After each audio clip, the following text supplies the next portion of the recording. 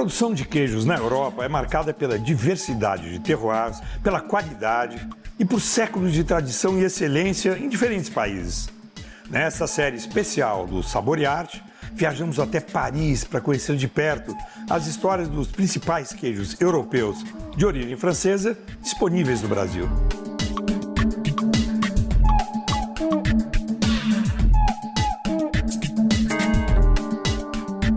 Hoje a gente está numa loja diferente. A maior parte dos queijos que estão aqui em exposição não são franceses. Isso é obra de um vendedor que teve essa ideia maluca, o Alexandre Renaud. A loja tem um nome engraçado, ela se chama Cheese of the World, cujas iniciais significam cow, ou vaca, em inglês.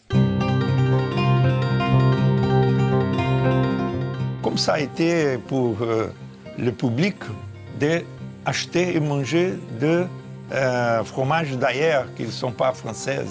Au début c'était étrange, ils étaient interpellés et puis curieux à la fois. Ils sont tellement fiers de sa gastronomie et ça n'a pas provoqué d'envie, de choses comme ça. Les Français sont très fiers, effectivement, mais ils adorent vraiment ce produit parce que c'est vraiment un moyen pour eux, dans la cuisine, de consommer le fromage. Et puis, c'est un moment de partage avec du vin, avec un bon pain.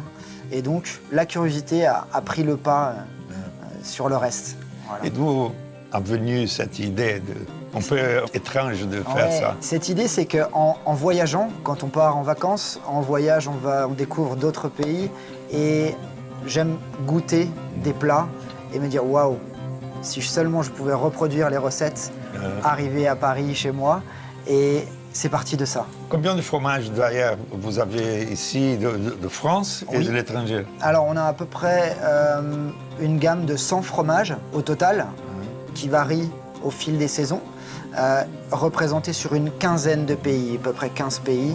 Des fromages des États-Unis au lait cru, des fromages du Népal au lait de yak, et des fromages globalement, pour la plupart, européens.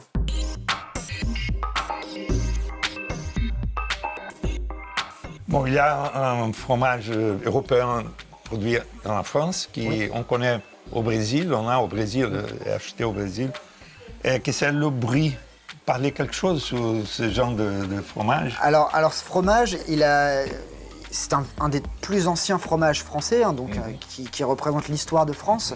En 1815, Talleyrand, donc ambassadeur de France, ce fromage, au congrès de Vienne en 1815, ils ont fait une grande dégustation de fromage. Ils voulaient élire le meilleur fromage. Parmi 50 fromages, le brie de Meaux est arrivé roi des fromages. Bon, il y a, disons, un brie générique, il y a deux qui ont une appellation spécifique contrôlée, non? Qui sont...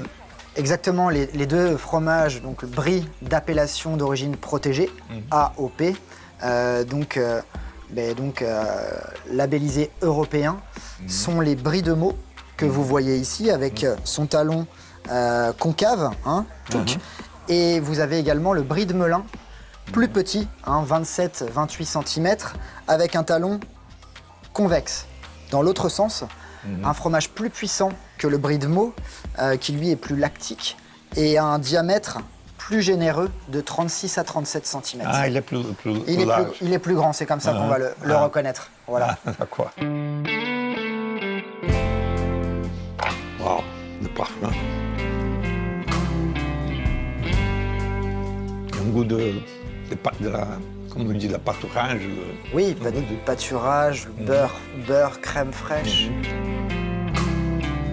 No próximo episódio, a gente vai abordar outro queijo europeu feito na França e disponível no Brasil. Merci. Merci beaucoup.